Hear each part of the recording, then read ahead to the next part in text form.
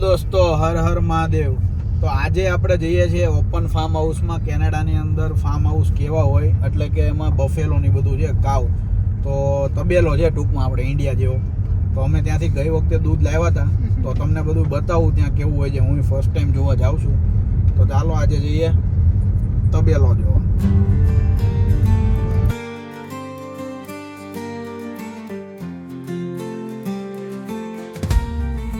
આપણે last time આવું milk લીધું હતું, આ $4.5 હતું, કાચની બોટલમાં. મારા પપ્પા મને કહેતા નાના હતા ને ત્યારે કાચની બોટલમાં દૂધ આવતું, તો અત્યારે અહીંયા અમે કાચની બોટલમાં દૂધ લાવીએ છીએ. અહીંયા જો આ રીતે ફૂડ સ્ટોલ છે, બધા સ્ટોલ મૂક્યા છે એ લોકોએ. તો હવે આપણે અંદર જઈએ અને બીજું કંઈ હોય તો બતાવીએ. આ છે નામ. આ તમે કેનેડામાં કિચનર વોટરલુ કેમ્બ્રિજમાં રહેતા હોય તો તમે લેવા આવી શકો છો. લાવો તો ટિકિટ. આવી 4 ટિકિટ આપણને આપી દીધી છે, ડ્રોમાં નામ લખાઈ દીધું છે. જો આ નાની છોકરી ટિકિટો આપે છે. ટિકિટ લખીને આમાં નાખવાની છે. આમાં શું લખવાનું? ઓકે, આમાં નામ લખીને અને ટિકિટ આપવાની છે, રાઈટ? નામ લખીને આપવાની. લખવાનું હોય. આપણે પહોંચી ગયા છીએ. તમને એક એક્સાઇટિંગ વસ્તુ બતાવું. અહીંયા જો આ શું રાખ્યું છે, પૂ છે બધાને, એના વિશે તમને નોલેજ આપે છે અને વસ્તુ જોતી હોય ને તો આપે છે. આપણે આની કોઈ વેલ્યુ નથી કરતા ગોબરની ને. અહીંયા જુઓ તમે, વેચાય છે ભાઈ,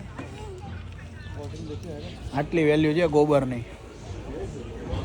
આ જો આ રીતે અંદર ડેરી છે, આમાંથી તમારે જે દૂધ લેવું હોય લઈ શકો.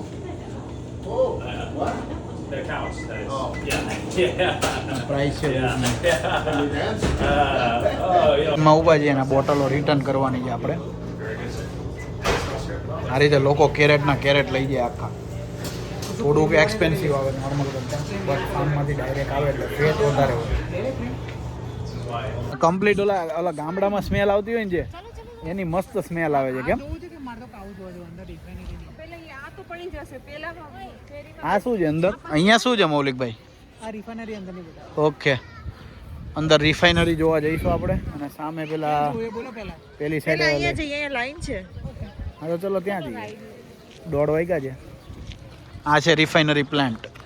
એની અંદર બધું પેસ્ચ્યુરાઇઝ કરે છે દૂધને. અને આગળ છે આપણે શું કહેવાય, તબેલો. તો ખબર નહીં શું હશે, બટ આમાં બેસાડીને લઈ જાય છે બધાને જ્યાં જવું હોય ત્યાં. એટલે હવે જોઈએ આપણને ક્યાં લઈ જાય. આપણે બેસી જઈએ. બધા બોરિયા જ છે. જુઓ તમે, જો આ ટ્રેક્ટરમાં લઈ જાય. આપણે ઓલા ઇન્ડિયામાં કેમ લઈ જાય એમ ટ્રેક્ટરમાં અહીં ટ્રોલી બાંધીને એમાં બેસી જવાનું. બધાને જો બેહાડીને આગળ લઈ જાય. આપણે બેસી જઈએ. આમાં જવું છે કે આપણે પછી ના? ચલો આ નેક્સ્ટ રાઉન્ડમાં જઈશું. પૂરી દીધા છે, એકદમ સેફટી આ લોકોની. જો અહીંયામાં કેવું પડે નહીં. હવે અહીંથી ઉપાડશે ને. જો આમે બીજું ટ્રેક્ટર આવી ગયું.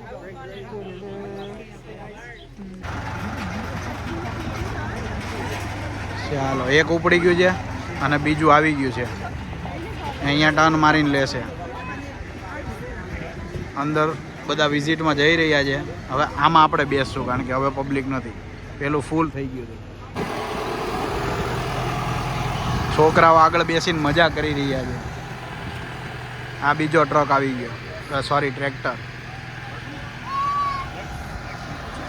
ચડવાનો ટાઈમ થઈ ગયો છે. એમ પગું બધું જ રાખી દીધું છે. આપણે ઢેકડા મારી નહીં કે છોકરાઓ ચડી જાવ. ચાલો, મૌલિકભાઈને બેસી ગયા છે. આ રીતે બેસી જાઓ. વાહ ભાઈ વાહ, મસ્ત સરસ મજાનું બનાવ્યું છે બેસવાનું. જો આ રીતના આમ ઓલું કમ્પ્લેટ આમ સેફટી સાથે આમ પડે નહીં ને એવું છે. બરાબર ને? આ રીતે પછી લોક કરી દેશે એટલે કોઈ પડે નહીં ને, દરવાજો બંધ થઈ જાય. પડશે.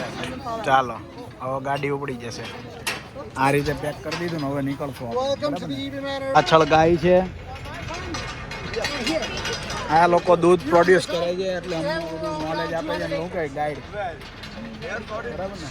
સામે જો વિઝિટ છે એટલે ફાર્મની વિઝિટ કરાવે છે. 100 એકરનું ફાર્મ હાઉસ છે આખું. આ આખો એરિયા 100 એકરના ફાર્મમાં છવાયેલો છે. પહોંચી ગયા છીએ. આંટો મરાઈને ઉતારી દીધા છે. આમાં ખાલી એનું આખું ખેતર વિઝિટ કરાવે. ઉતરી જઈએ. Thank you so much. Thank you. એ લોકોએ એમનું આ 100 એકરનું ફાર્મ હતું ને એમાં એક આંટો મરાવ્યો ને એમણે કીધું કે ભાઈ પાક ક્યારે લઈ છે, તો સપ્ટેમ્બરથી ઓક્ટોબરમાં મોસ્ટલી પાક લઈ, બરાબર ને મૌલિકભાઈ? એવું જ કીધું ને. અને આ લોકોને જર્સી ગાયને આ બધી જર્સી ગાય જ રાખે છે અને એને અહીંયા કહે છે ગંજી. આ લોકો જર્સીનો કહે, ગંજી કહે. ને જો નાનકડું એવું વાછરડું છે.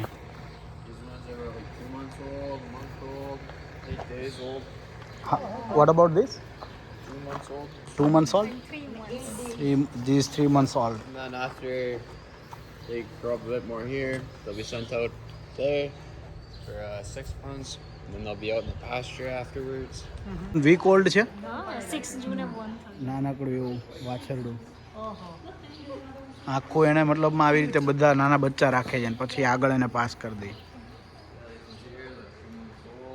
શિયાળામાં છે ને શટર પાડી દે એટલે આને અંદર રાખે અને જર્સી આ લોકોને માથે જેકેટ પહેરાવી દે જે એને વોર્મ રાખે અને બાકી આની અંદર જ રાખે તો એની જર્સી ગાય રહી શકે. અહીંના વિન્ટરમાં વિન્ટર હોય છે -15-20 કોઈ રહી શકે.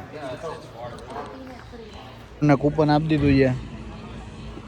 Those of you around the corner, if you put in a raffle number, feel free Announce to join karse. us. But in the meantime, hi, my name's Taylor. 3 gift cards to Fennings Organics. So this is going to be... કુવાજી અંદર આપણે હવે આ મિલમાં જવાનું છે, જોઈએ અંદર શું છે. કયો? ચાવી ખોવાઈ ગઈ હતી બટ મળી ગઈ, ફોર્ચ્યુનેટલી મળી ગઈ. બિલાડીના બચ્ચું અને આપણે શું કહેતા નાના હતા ત્યારે બિલાડીના બચ્ચાને? ગલુડી નહીં, ગલુડી કૂતરાને હોય. આને શું કહેવાય? બિલાડીના બચ્ચાને શું કહેવાય મને કહે? હા, આને કિટન કહે આપણે ઇંગ્લિશમાં. ગુજરાતીમાં શું કહેવાય? જો કેવું મજા કરે છે. મિલ્ક પીવું છે એટલે કેવું કરે છે. હમણાં જો પાછી ચડશે. So if you take 2% Guernsey milk, same amount of fat as 2% Holstein milk. The Guernsey milk will taste more like whole milk. It's got a fuller flavor to it. Guernsey milk is a little sweeter. Milk ગોતાઈ જાય. There's more of a natural sweetness to it. And of course our... ચાલો અંદર આવી ગયા છીએ તબેલામાં. ઓહો, આટલી આ છે ને અહીંયા ગંજી અને જર્સી બે ગાયો હોય ને એમાંથી આ ગંજી છે એ હાઈ પ્રોટીન હોય જર્સી કરતાં. આ બ્રાઉન હોય છે જો.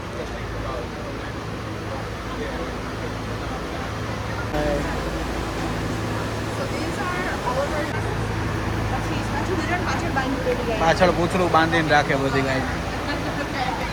આ પાણી પીવાનું છે.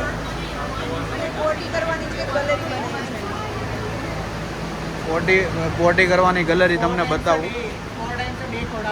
અને આ લોકો અહીંયા 4 times a day ખવડાવે છે. અને એને બીજું હું કીધું આ શું કરે ઓલું હેલ્ધી ચેક ને એ બધું ચેક કરે. હેલ્થ ઇન્સ્પેક્શન એ લોકો ચેક કરે. કેટલા ટાઈમે કરે?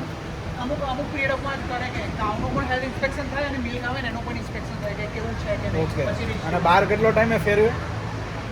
ક્યાં બહાર એને કીધું ને કાઉને બહાર ગઈકાલે ફેરવી હતી એમ. એટલે અમુક ટાઈમ ફેરવતા છોડી દે એમ ને. એટલે આ વિન્ટરમાં અહીંયા મતલબમાં પ્રોપર વોર્મ રહેતું છે, રાઈટ? આ જો અહીંયા પોટી કરવાનું પોદળો અહીંયા મૂકે. પેલું આપણે ખબર કોલેજમાં ગાતા આપણે પેલું કોલેજમાં ગાતા તમને ખબર હોય તો સાસુ માએ શેરી માં મોટો મોટો પોદળો ને ખંજવાળ આવે ને તો એની માથે આ રાખેલું છે એટલે હું છે જરાક ઊંચી નીચી થાય તો હાથ ફરી જાય.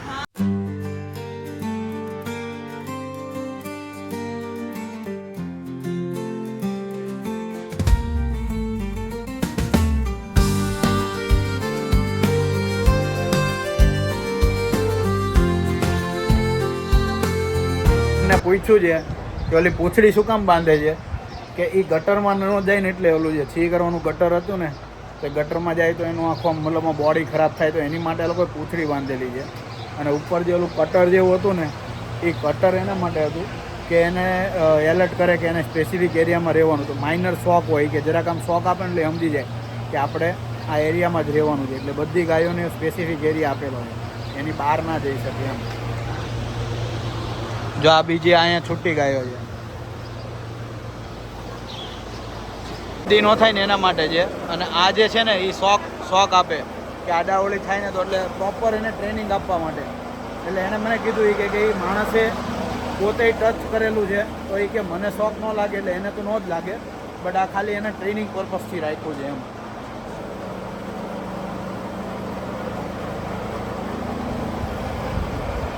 અંદરથી જોવાના સેફટી માટે ભાઈ ગાઉને ટચ કરી હોય ને તો તમારા સેફટી કન્સર્ન માટે. પાણી કેમ કાઢવું અહીંયા દબાવવાનું નીચે.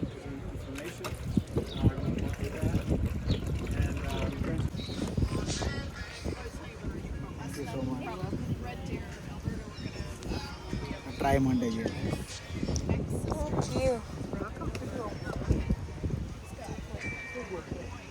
કોકો જ લાગે મસ્ત છે, ચોકલેટ મિલ્ક છે.